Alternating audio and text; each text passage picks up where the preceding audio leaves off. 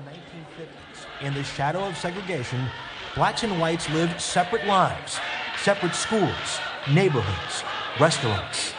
What was so different about us that would cause us to be so unattractive that people would just close the doors? And just like today, some people thought it was time for change. There comes a time when you have to stand up. For Joseph McNeil, Franklin McCain, and their two college dorm mates, that time was February 1st, 1960, the day they walked into a Greensboro Woolworths and sat down at the segregated lunch counter.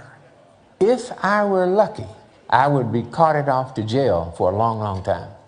If you were lucky. If I were lucky. And if I were not so lucky, then I would be going back to my campus in a pine box. It was an act of defiance that shocked everyone. The waitress saw us, I think, immediately when we sat. But she was so stunned. Remember exactly what she said to you? You boys can't be served. You're going to get yourself in a lot of trouble. How would you describe the way you were feeling? Were you nervous, scared, exhilarated? I certainly wasn't afraid. And I wasn't afraid because I was too angry to be afraid. That day, a movement began.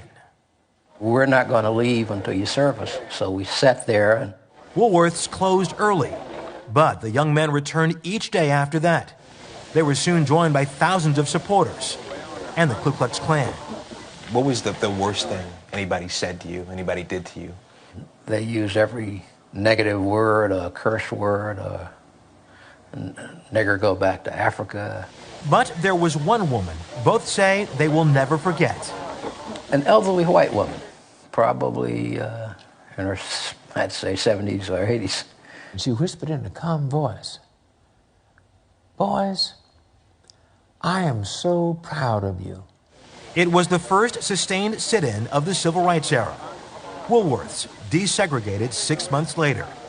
The Greensboro Four had inspired sit-ins in 78 cities across the South and motivated other college students to become freedom riders, which is why that lunch counter ended up here at the Smithsonian. I'd only sat on a dumb stool. I hadn't even been served. But I had a different feeling altogether. A feeling that hasn't gone away as the nation prepares to inaugurate its first African-American president. I think I'm part of that continuum.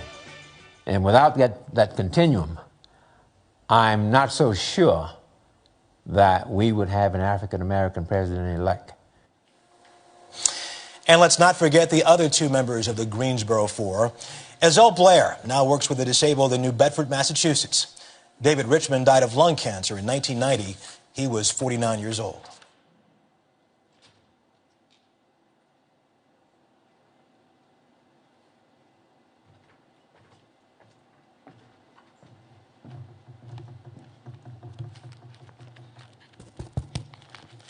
Good morning. My name is Verdant Julius, a senior biology and psychology student here at North Carolina A&T from Charlotte, North Carolina. In this academic school year, I have the honor of serving as the student body president. So I would like to welcome you all to the 62nd sit-in anniversary celebration. Every year, it is our pleasure to honor and celebrate the A&T Four because of their courageous actions, acts that ignited a tremendous movement. The sit-in movement gave voice to the millions of Black Americans who were degraded and dehumanized daily, legally barred from sitting at a lunch counter. It gave the world an up-close and personal view of discrimination. But more importantly, the sit-in movement, sparked by North Carolina A&T students Ezell Blair Jr., Franklin McCain, David Richmond, and Joseph McNeil, empowered and inspired many to band together and demand better.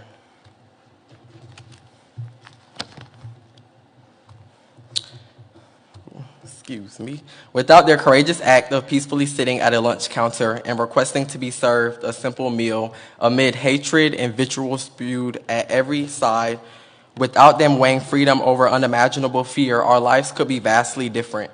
Today, we simply salute them. It has been 62 years since the A&T Four sat down at the F.W. Woolworth lunch counter in downtown Greensboro. Many may say that not much has changed, but I beg to differ. A lot has changed. so much so that we can fearlessly continue the pursuit of justice and equality. This year's theme, 62 Years in the Making, Increasing Our Stride, notes just that. We're continuing to make our mark. This is not the time to stop or slow down. We're just getting started. It is a call to action to all of us in the room, especially my peers, to move forth in the spirit of these four men to continue making change in our communities.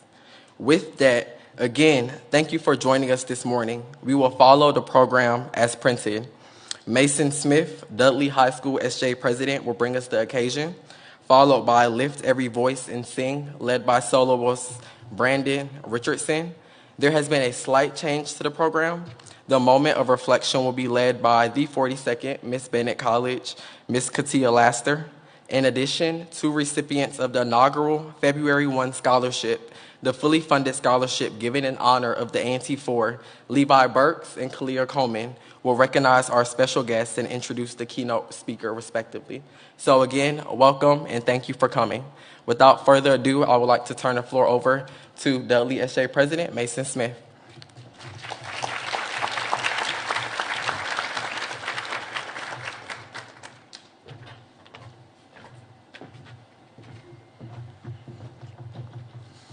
Good morning.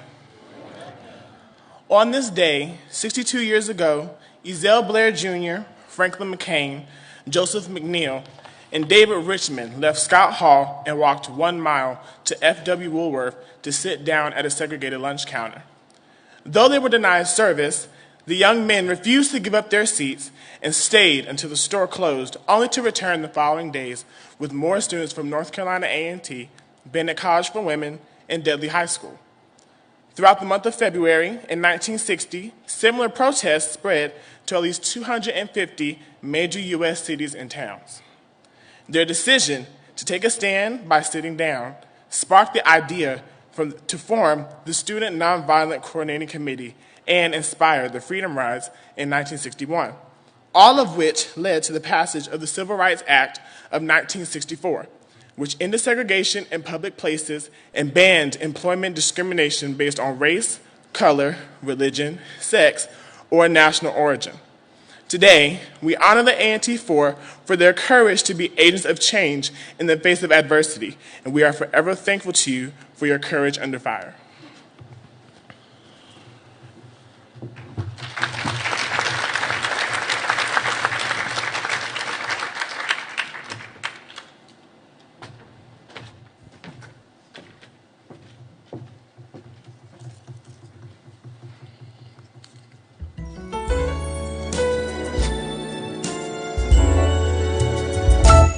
Lift every voice and sing till earth and heaven ring with the harmonies of liberty. Let our rejoicing rise high as the listening skies. Let it resound loud as the rolling sea. Oh, sing a song full of the faith that the dark past has taught us. Oh, sing a song full of the hope that the present has brought us. Oh, us facing the rising sun of our new day begun. Let us march on till victory is won.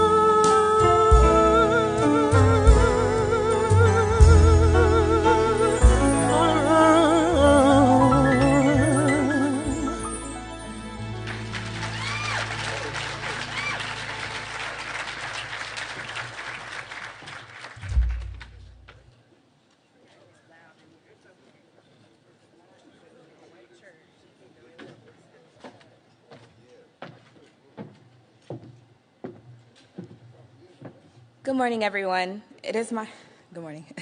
It is my honor to be here with you all today. I am Kataya Laster, a graduating senior journalism and media studies student with a minor in sociology from Charlotte, North Carolina, and I serve as the 42nd Miss Bennett College for Women in Greensboro. Thank you. In honor of the late David Richmond and Franklin McCain, as well as their fellow freedom fighters and change agents, we will take a few minutes to reflect on their lives and contributions to the national sit-in movement. Let us take a moment.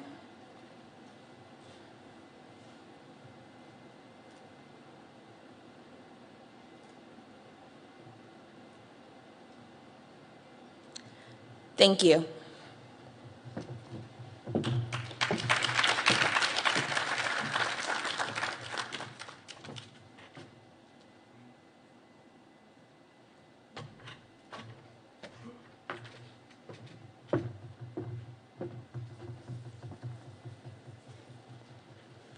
Good morning. I would like to take this opportunity to recognize our special guests in the audience today. When I call your name, please stand to be recognized. Chancellor Martin.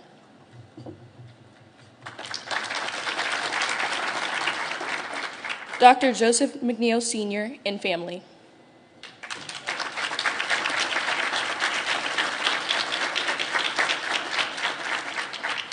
We acknowledge Jabril Kazan, who is unable to be with us today. Members of David Richmond and Franklin McCain's families.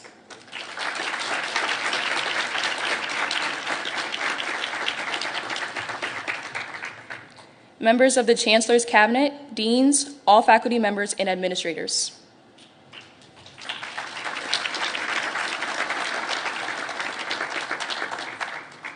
All past and present members of the Board of Trustees, Board of Visitors, and Board of Governors.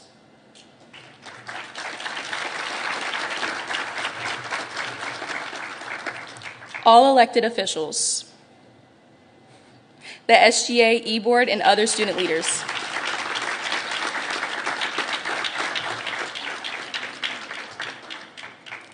Guilford County School Superintendent, Dr. Sharon L. Contreras, and all other Guilford County school administrators and staff.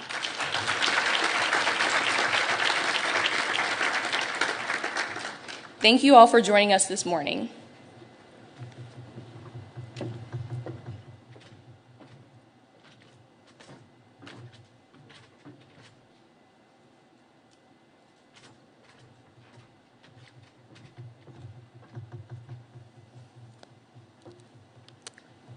Good morning. It is my pleasure to introduce our guest speaker, North Carolina Supreme Court Associate Justice Anita Earls. Before taking office on January 1st, 2019, Justice Earls was a civil rights attorney litigating voting rights and other civil rights cases for 30 years. Earls is the founder and executive director of the Southern Coalition for Social Justice, a nonprofit legal advocacy group organization in Durham, North Carolina. Under the Clinton administration, she served as a Deputy Assistant Attorney General in the U.S. Department of Justice Civil Rights Division. She has served on the North Carolina State Board of Elections and the North Carolina Equal Access to Justice Commission. Earls taught as an adjunct professor at the University of North Carolina Chapel Hill, University of Maryland Law Schools, and in the Duke University Department of African and African American Studies. A graduate of Yale Law School and Williams College, Earls lives in Durham with her husband, Charles Walton. She also has 2 adult sons and 2 grandchildren. Due to extenuating circumstances, Justice Earls is not able to be with us in person today, but she has shared her thoughts with us virtually. Without further ado, help me welcome Justice Anita Earls. Hello, everyone. My name is Anita Earls, and I'm an Associate Justice on the North Carolina Supreme Court. I'm speaking to you from my chambers at our courthouse in Raleigh. I am so sorry that I can't be there in person, but I do really thank you for this opportunity. You know, last year you awarded me this amazing honor of being recognized, and I am just incredibly grateful for the opportunity to come back this year and share a few of my thoughts from the perspective of being on the court. And And as I thought about this, it occurred to me that it's very brave of you to invite someone who is a Durham resident, because as you, I'm sure, are aware, Durham often tries to claim responsibility for earlier sit-ins. But I have to say that from my personal experience, the sit-in movement that started 62 years ago on February 1st was certainly something that impacted me personally. And I can say that that is true, even though I wasn't born quite yet then. I was born on February 20th in 1960, but obviously I didn't learn about those events until I was actually in college. And as a college student, I had the great fortune to learn from an incredible scholar of the civil rights movement, Professor Charles Payne, who some of you might have heard of. He was teaching at Williams College at the time, and he was so passionate about making sure that college students of that era, so we're talking now the early 1980s, that we knew what had come before us in terms of what students and young people had done to fight for justice. And so when I learned about the sit-ins, and when I learned about the courage of those students to ignite a movement, but to put themselves on the line and to stand up to unjust laws and customs, and to stand up against racial discrimination and racial oppression, it really inspired me to ask myself, what am I doing? And it's a matter of historical record that in my junior year of college, I went on a hunger strike and sat in at the administration building of Williams College to protest that college's investments in South Africa, which at that time was still under the regime of apartheid. And the college ultimately did divest some of its holdings in banks that did business with South Africa.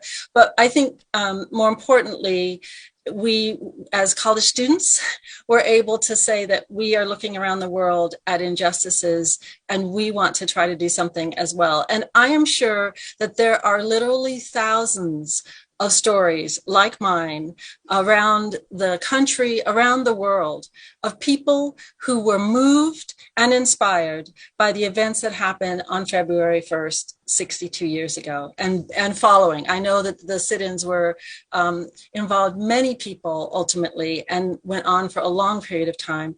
And I think that the importance there is not only for individuals who are inspired to be moved, but the lessons that we can learn generally about how we can engage in such important positive social change. So I want to talk today about your theme. 62 years in the making, increasing our stride.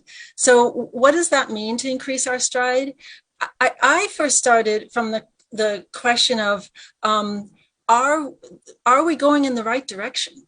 Like, if we're striding along and that's great, and we want to increase our stride, are we really going in the right direction? And so what is the right direction?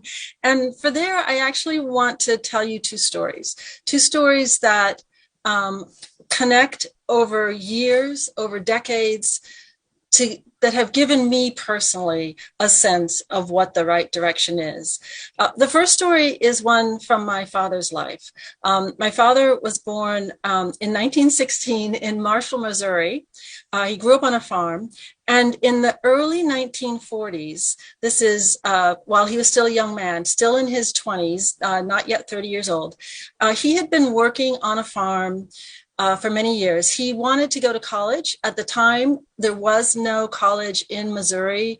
There was no four-year institution that would accept Black people. There was no four-year HBCU. He went to the only education opportunity available to him. Stowe's Teachers College was in existence for Black students in that era. and he got a 2-year degree there. But he went back to work on the farm, and he put his whole self into it. He increased the production on the farm. He came up with new ways of doing things, better ways to farm. And he told me very late in life, but he told me this story about how one day in the middle of the summer, and Missouri gets hot and sticky and muggy, just like North Carolina. On a hot summer day, he's mowing the front lawn of the yard of the owner of the farm he worked on. And my father is doing a good job because he believed that you do the best job you can, whatever it is you're doing. He's hot, he's sweaty, it's hot out there. And the owner, his employer, comes out on the porch of his house. He's got in his hand a cool drink. I don't know if it was a mint julep or a lemonade or an iced tea, but he's got something refreshing. I can just see the water droplets condensing on the outside of the glass. And my father looks up at him, and, you know, his boss says, "Good job, thank you," and turns around and goes back inside. And my father says at that moment, he realized that no matter how hard he worked on this farm, no matter how much he increased production, no matter what great job he did, he was never going to be recognized by that man as a fully human person himself. That if that man could not come down off his porch and offer him a glass of water as he labors there for him mowing his lawn, then he didn't see him as a human being. And he wasn't going to treat him as a human being. And my father says, despite having put years of work in that position, the next day he packed his things and he moved to St. Louis to find his fortunes in other ways. And my father had an incredibly storied life, and he's worth an entire speech. But that lesson, what that said to me, that he was willing, my dad was willing to give up all he'd worked for and go off to a city he'd never lived in to try to find his way. He worked there as a cab driver. He actually boxed for a while to make money. He had all sorts of ways of earning a living, but he never went back to the farm. And that drive, that understanding that he had the right to be treated as a human being and that people needed to recognize him as a human. And for those of you who don't know, my father's Black. I grew up in a mixed race family. My father's Black, my mother's white. So that lesson gave me a sense of sort of part of what we are striding towards. We have to be striding towards a society where everyone is treated as a human being, where our essential human nature is recognized not only on an individual level, but in our institutions. And whether you are talking about our educational institutions, our healthcare institutions, any aspect of life, the business world, the legal field, all of our social institutions must be recognizing the essential human nature, human worth and value, and human equality of everyone. And the second time this was brought home to me was in 1996. And in that year, I had the honor of working with Julius Chambers, who's a former award recipient like me. I can't believe I'm in the same company with him. But if you don't know that name, Julius Chambers is the incredible civil rights attorney who litigated every civil rights victory in the 1960s and 70s in pretty much every area of law. So employment discrimination cases, police misconduct cases, voting rights cases, school desegregation cases. I could name you the landmark case, and Julius Chambers was the attorney who brought that case and argued it.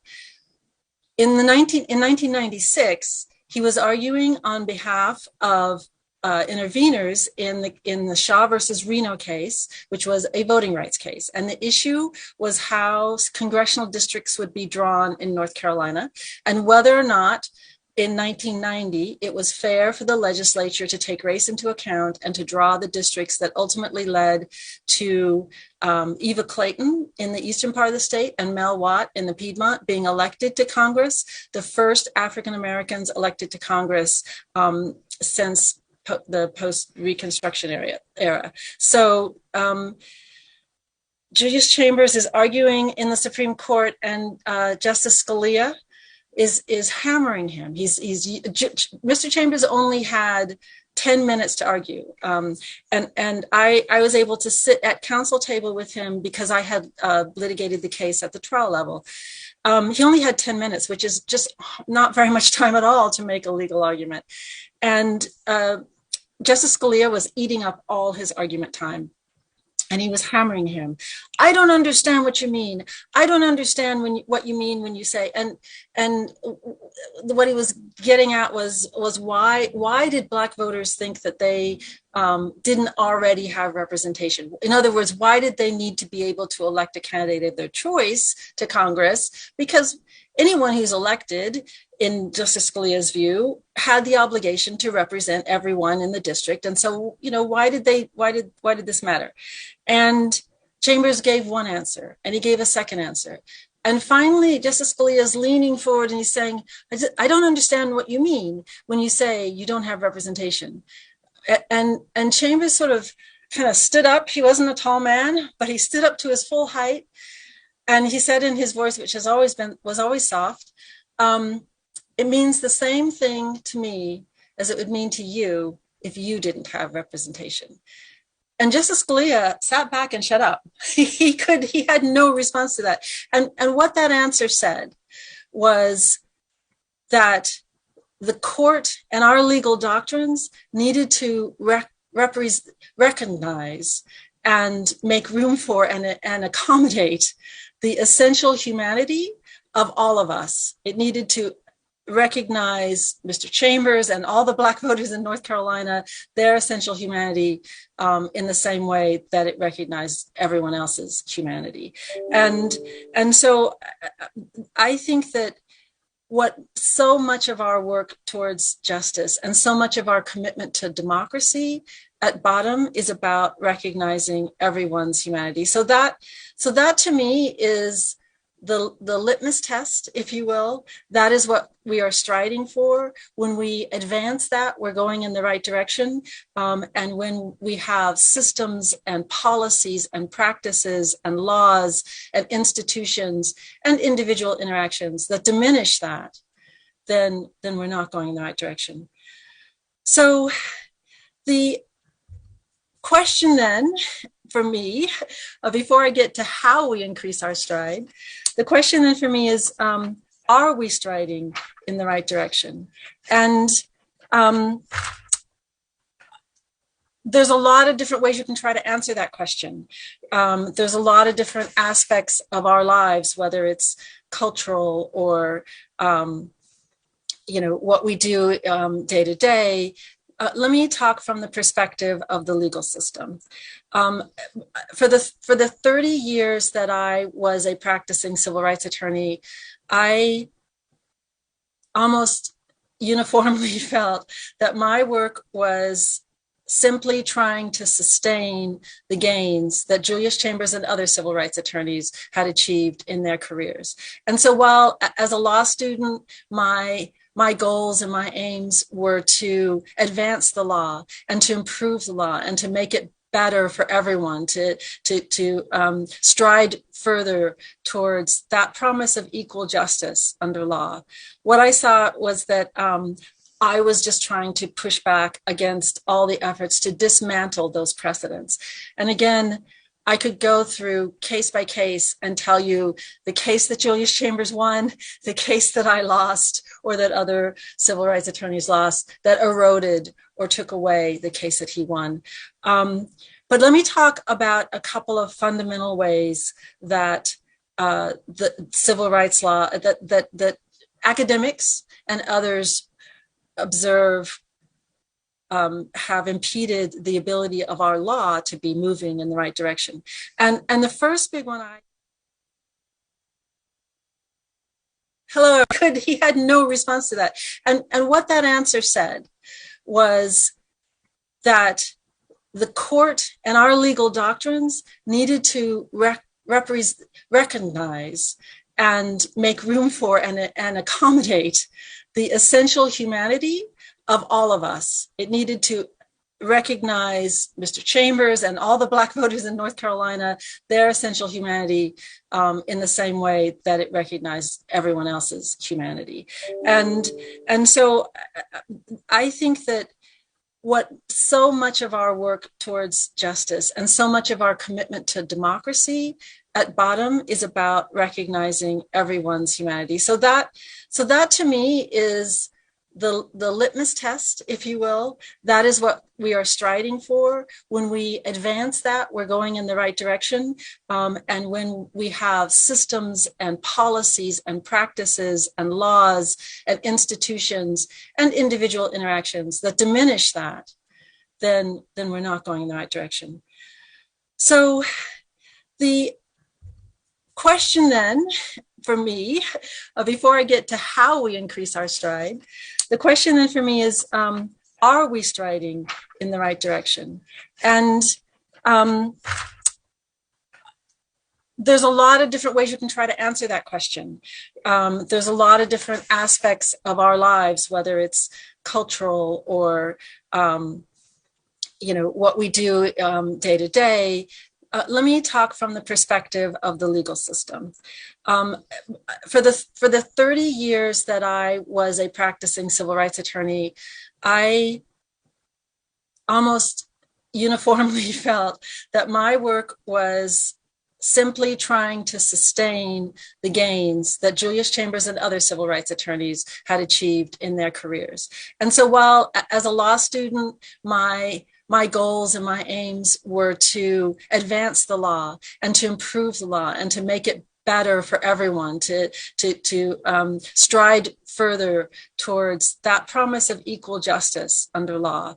What I saw was that I was just trying to push back against all the efforts to dismantle those precedents. And again, I could go through case by case and tell you the case that Julius Chambers won, the case that I lost, or that other civil rights attorneys lost, that eroded or took away the case that he won. But let me talk about a couple of fundamental ways that the civil rights law, that academics and others observe have impeded the ability of our law to be moving in the right direction. And the first big one, I think, is the failure of our legal doctrines to recognize disparate impact discrimination. So what do I mean by that? Our legal system has this concept that discrimination is an individual thing that's motivated by racial hatred, racial animus. And so we all too often look for that evil bad doer, that bad evildoer, the person who's trying, because of their own individual racial prejudices, is trying to harm someone else. And to be sure, that happens. But that is not the biggest way that I would submit that racial minorities and African Americans in particular in this country suffer discrimination. Disparate impact discrimination asks whether there are policies, practices, rules, systems in place that might be neutral on their face. They don't explicitly say, as our laws used to, that Blacks must be separate, but the impact, the way they operate, has that effect. And there are some areas of the law where we recognize disparate impact discrimination, and I will tell you that international human rights law, without exception, recognizes that if you have a system that is negatively and affecting one group differently, that is discrimination that should be remedied. But we need to do much more of that in our law.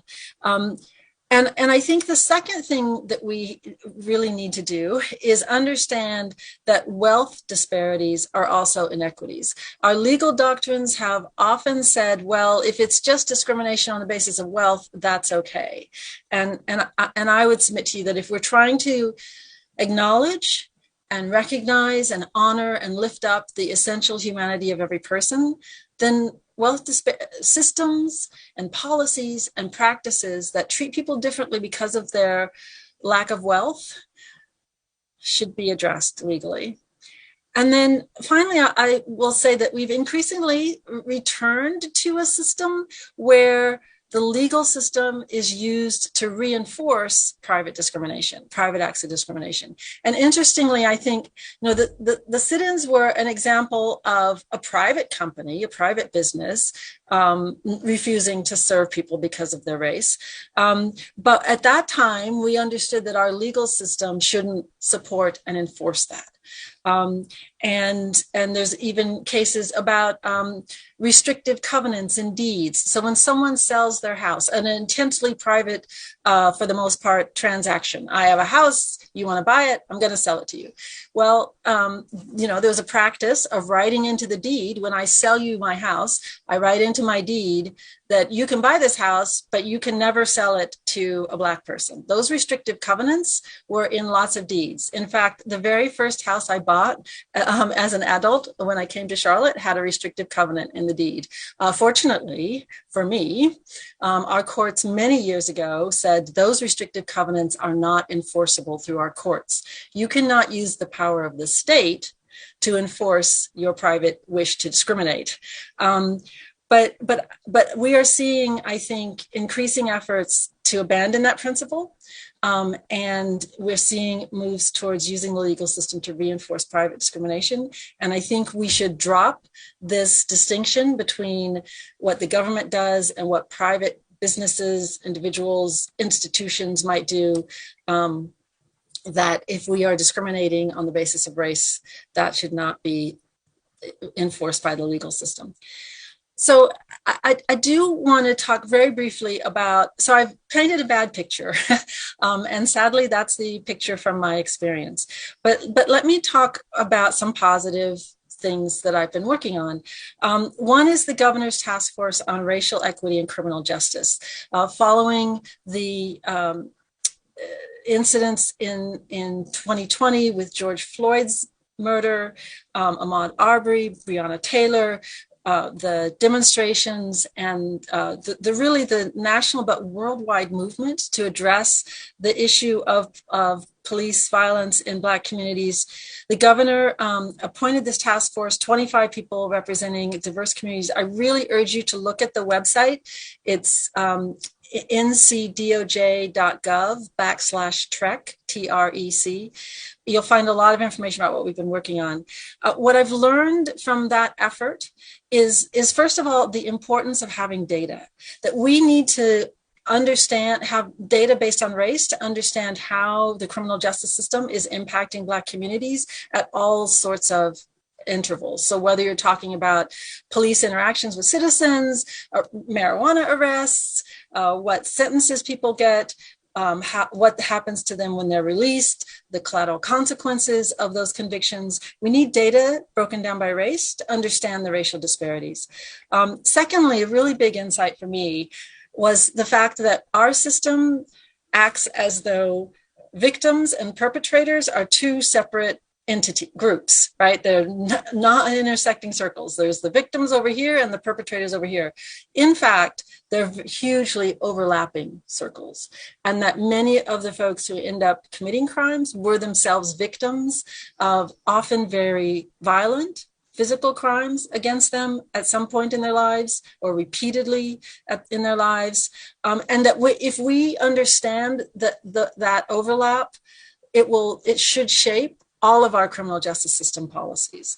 And finally, I just have to emphasize the importance of a long-term effort. The criminal justice system and its current racial disparities evolved over many years, and there's a lot of academic work about this. Michelle Alexander's The New Jim Crow is an excellent, but there are many ways to document all of the factors that have led to where we are today. And we're just not going to turn it around overnight. And that means the impetus for reform has to continue. We've made some advancements. I'll highlight two. The governor's has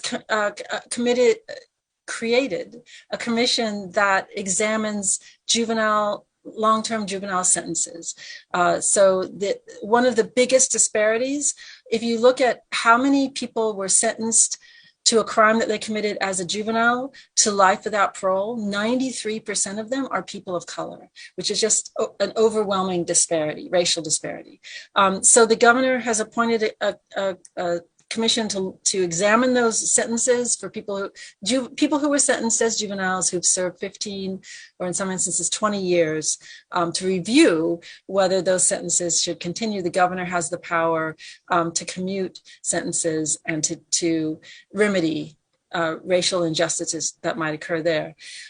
Also in the juvenile justice system, in part thanks to the task force work, but the work of others as well, the legislature did pass a pretty comprehensive reform bill.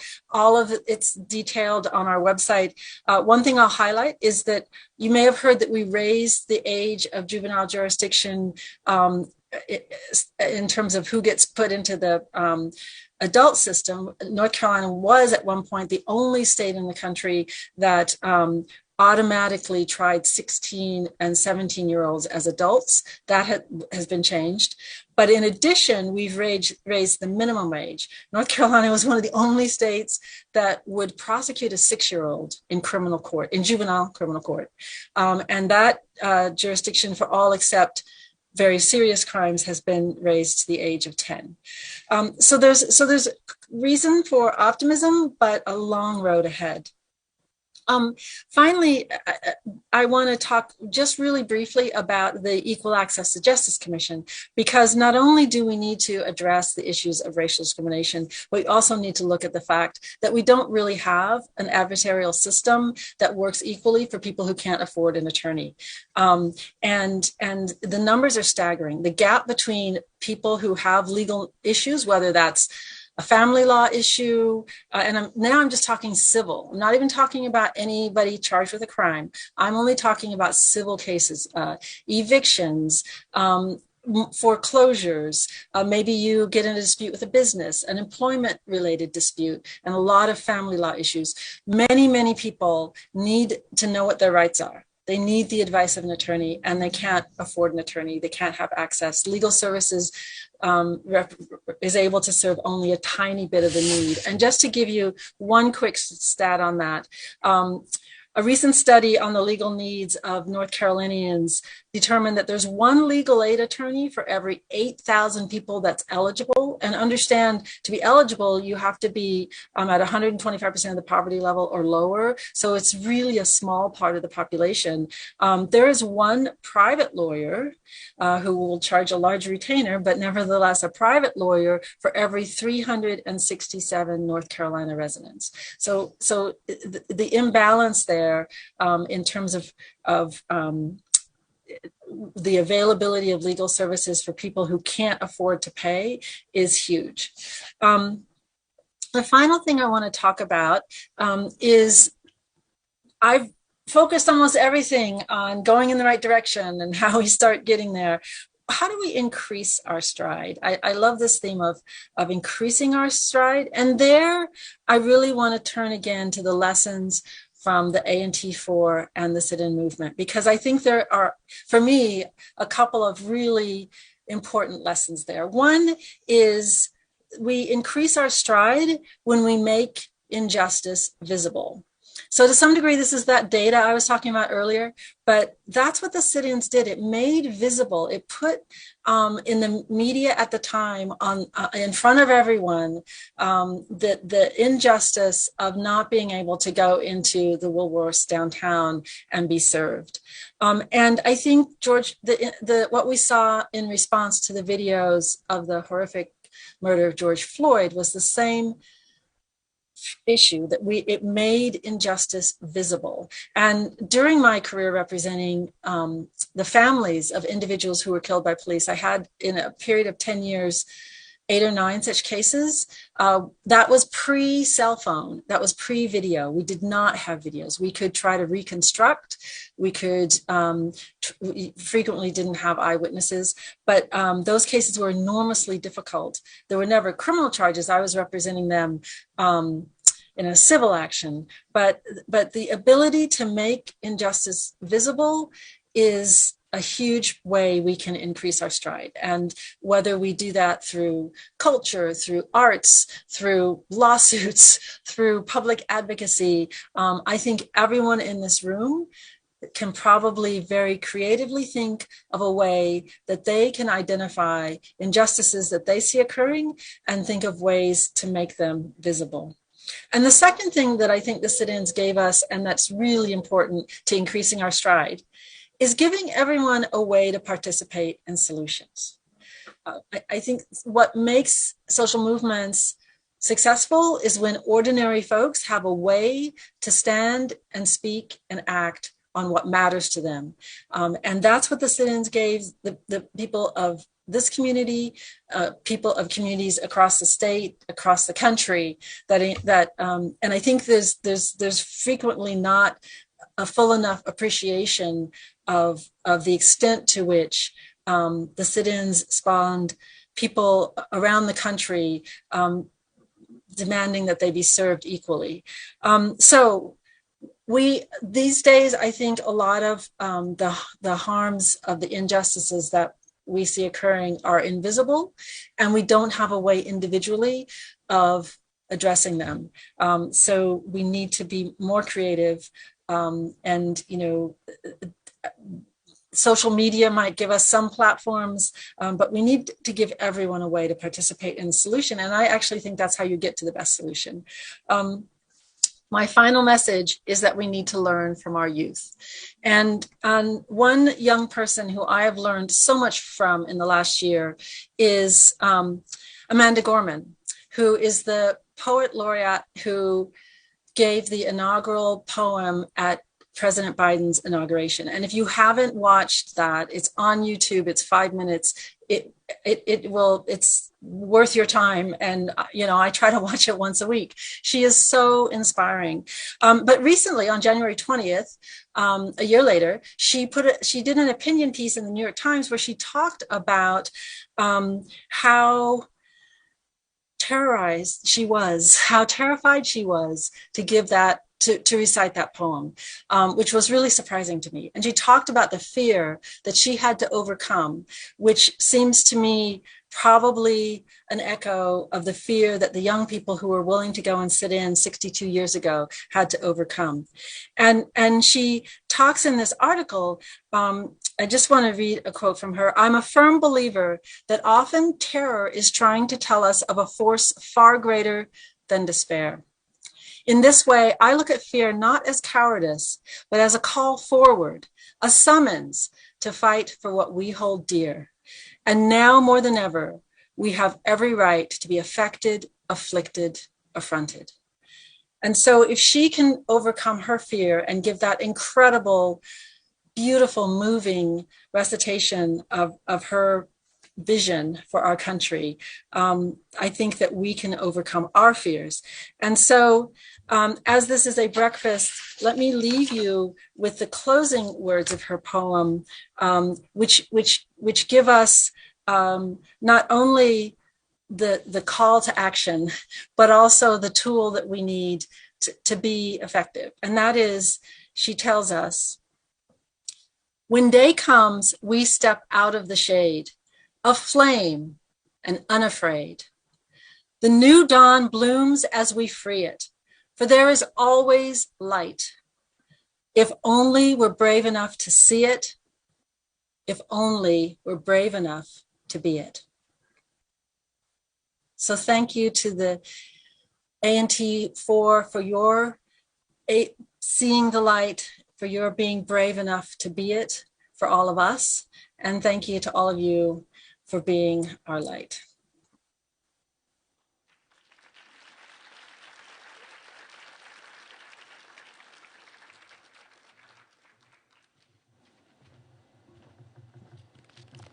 Good morning. Let's give Justice Anita Earls another round of applause. Her message is inspiring, certainly, as we recognize on this day the 62nd sit-in anniversary. And the incredible theme, 62 years in the making, increasing our stride. And I think Justice Earls did tremendous justice to an incredible message. I know I am inspired by her message and reflecting on the incredible work that we have accomplished thus far through so many, as stimulated for all of us as we're assembled here today by the A&T Four.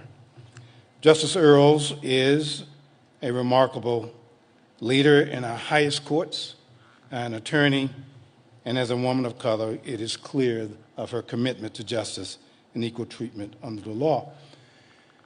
Justice Earls is also one of our distinguished honorees of the Human Rights Medal, and it was pleasing to see her wearing her medal this morning as part of her comments. There are others who are seated with us today who are also honorees for the Human Rights Medal, and I'd love to have them stand as we recognize each of them for their incredible work across our nation as well. Other A&T Human Rights Award recipients, please stand. Thank you. Thank you so very much for your abundance of contributions. And on page 5 of our program, you will see the names of all of our 21 honorees since 2001. They include just remarkable individuals, those whom we have honored this morning who are present with us, Justice Earls, but they also include such leaders as Congressman John Lewis, activist and author Diane Nash, Congresswoman and A&T alumna Alma Adams, Attorney Julius Chambers, and so many others. Let's give all of our honorees just a round of applause of the bravery and energy they have shared. We're celebrating today because of the courage of the A&T Four. Joining us this morning, General Joseph McNeil, seated at our table. Just raise your hands where you are. Thank you for your courage. The families of Franklin McCain and David Richmond, again, if you simply raise your hands where you are, we want to honor you again for your presence as well. And, you know, somehow I am sure Jabril Kazan is somewhere watching live stream today, celebrating with hopefully an abundance of family members and friends surrounding him as well. And so let's give Jabril a round of applause as well. We miss you, Jabril, and your absence with us this morning as well. You know, I'm so pleased that we have so many students who are joining us this morning as well. Our student leaders who have led our program this morning, our student leaders who have helped plan our program this morning, as well as members of our SGA. Well, all of our students joining us this morning, our student leaders, our program leaders this morning, those involved in planning our program today, please stand and let us honor you as well. Thank you. Thank you. Thank you. Also joining us this morning are 15 young people who were the A&T Four were 62 years ago, first-year students at North Carolina A&T. And I'm speaking, of course, about the February 1 scholars, whose images and academic history you saw depicted on the big screen this morning. And when philanthropist and author Mackenzie Scott made the unprecedented gift of $45 million to North Carolina A&T in late 2020, one of the first investments among many we have made through her generosity was the creation of the February 1 Scholarship Program, a full scholarship which supports 15 scholars for 4 years each, 5 in the colleges of arts, humanities, and social sciences, our College of Education, and the College of Health Sciences. In the first year of this full scholarship, it drew literally hundreds of outstanding students who applied for this award, high-achieving students from all over America. The first cohort of February 1 scholars carry academic profiles that are amongst the highest among all of our 3,000 students as freshmen who enrolled in this university this 2021-22 school year. They arrived last August, are already in the second half of their first year, and are already distinguishing themselves in profound ways. Will all of the February 1 scholars stand and be recognized at this moment? Outstanding. Outstanding. Outstanding. Thank you. Thank you. Thank you.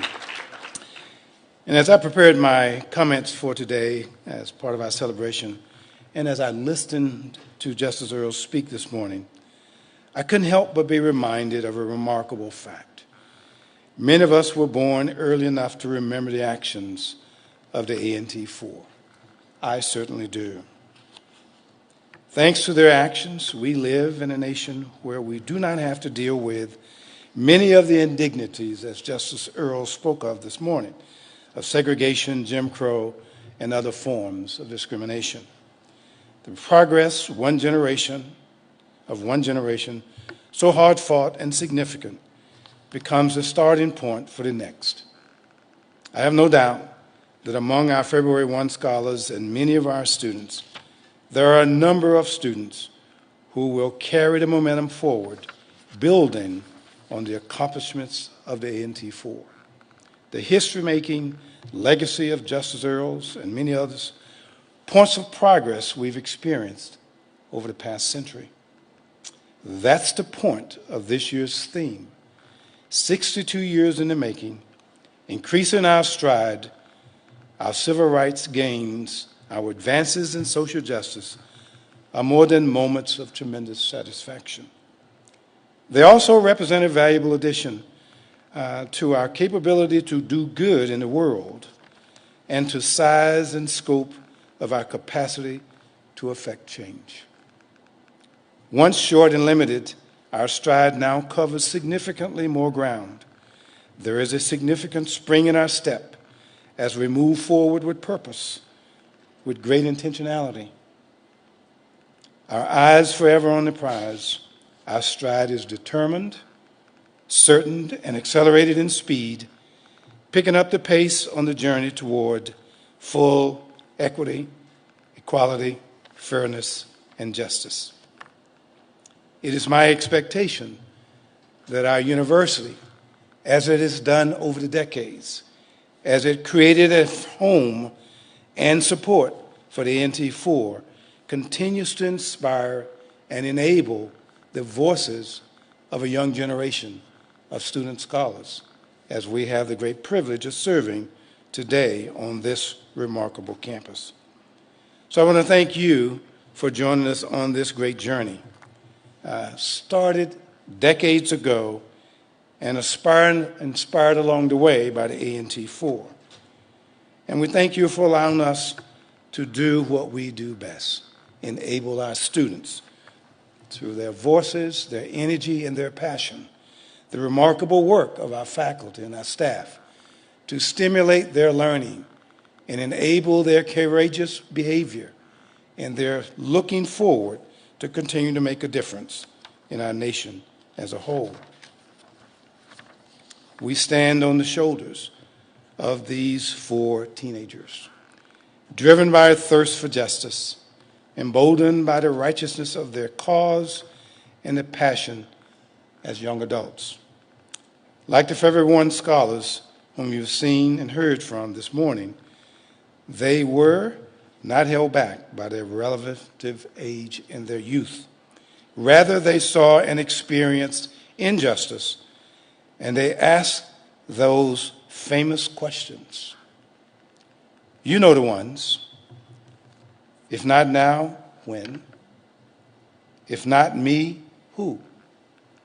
By your presence both here and your live stream, you have demonstrated a commitment to the one made by the A&T Four. And that, my friends, is something to celebrate indeed.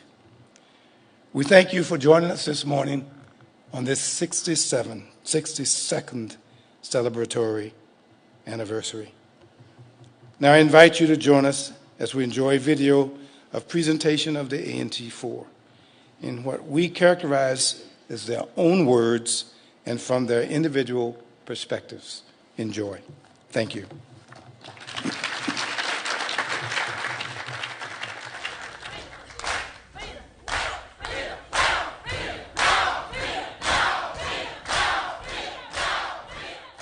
One evening in the room, we started talking about something should be done, something should be done. But how can you fight a system?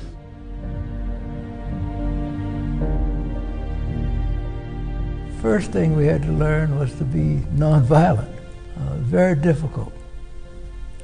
But we embraced concepts like nonviolence and used it to avail. There were some things that bothered me as a young boy about this democracy of ours that was not real to a lot of people. We even went to the library and checked on some of the statutes in the North Carolina law book about this. And we realized that we wasn't breaking no law. Civil disobedience, that was all. In fact, the police, when they came down, they didn't know what to do. They just stood there. Scared. I was. I'm glad, thank God, that we were protected from all danger, but we were dealing with a psychological war. It wasn't how big we was, how great we were committed to a cause. We had an idea of the risk that we were pursuing, and as Frank said often, Frank McCain, that we weren't sure how we would leave that Woolworth store February 1st. We might leave in a pine box. We might leave upright as soldiers. But we believed very strongly in what we were doing. And through a lot of hard work, a lot of danger, and at a human price and sacrifice, and I don't bemoan that, and I seek no sympathy for it. We changed the course of history relative to civil rights in this country. We came to campus, and some students heard what we had done, so we formed what is called the Student Executive Committee for Justice. That name came from a man named Ralph Johns. Joseph had this idea in his mind before he met Ralph Johns. Then Joseph brought to us a book by Langston Hughes called A Pictorial History of the American Negro. This book, written by Langston Hughes, guess what his birthday is? February 1, he wrote the book that Joseph brought to us.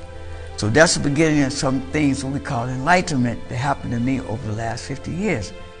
We were pleasantly surprised. We knew we were going to win in long term because we weren't going to give up until we'd won. Woolworths decided that what they needed to do was integrate all their stores throughout the country. And they didn't do it because somebody paid them money. They gave, and they gave freely, and it was not it was a we type of thing. It wasn't about me. We couldn't have possibly have known all the positive repercussions from sitting in at a lunch counter, not knowing fully the impact it would have. We knew that we were fortunate to have some bright people in our midst. We did the right things. My counsel would be, carry yourself with dignity. Respect mankind. If we don't communicate with each other, there's no progress. We must go forward together. If there's something that you want to do and in your heart, you know that it needs to be changed, modified, or turned upside down.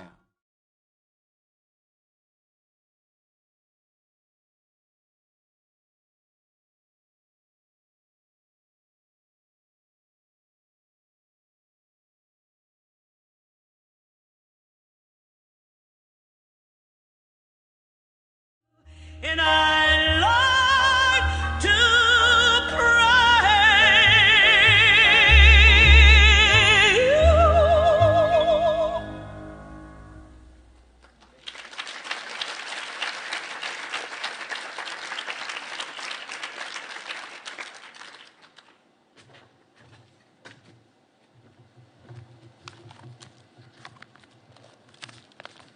Good morning. We thank you again, Dr. Kazan, Dr. McNeil, Mr. McCain, and Mr. Richmond. Before we conclude this portion of our program, we have a few announcements. We hope that you will join us for the laying of the wreath ceremony, as we have provided shuttle buses for anyone who may need assistance traveling to the February 1 monument. The ceremony will begin at 10 a.m. We thank you again for tuning in and coming in person this morning.